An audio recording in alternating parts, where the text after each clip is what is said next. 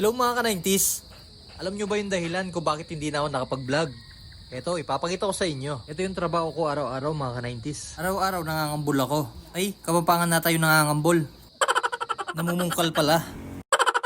Grabe, nakakapanghina pala yung magtanim.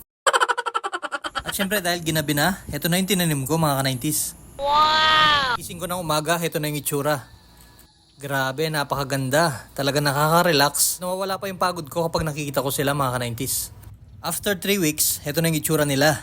Ayan, grabe. Napakalaki na. Excited na ako. Makakapag-harvest na ako. After 1 month, ito na yung itsura.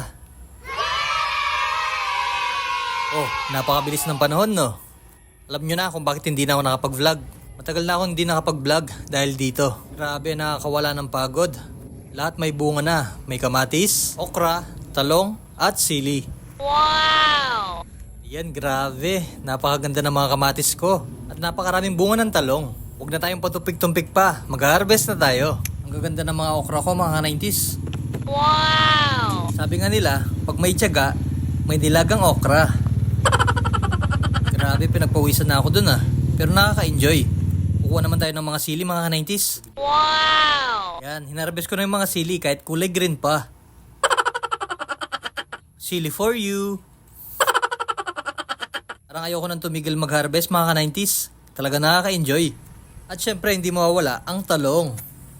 Ayan, grabe, nakaka-enjoy talagang kumuha ng mga talong. Napaka-fresh at napakasarap pa. Tulad ko.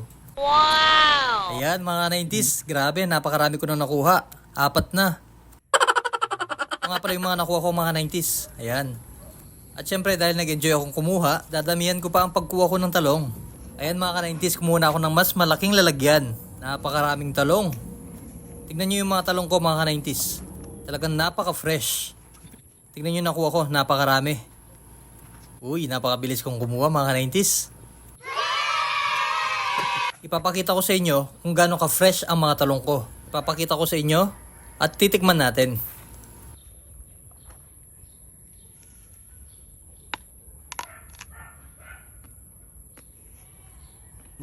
Napaka-fresh. The best.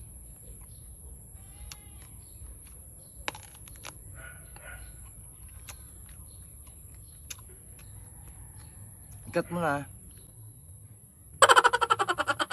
O paano? Hanggang dito na lang tayo.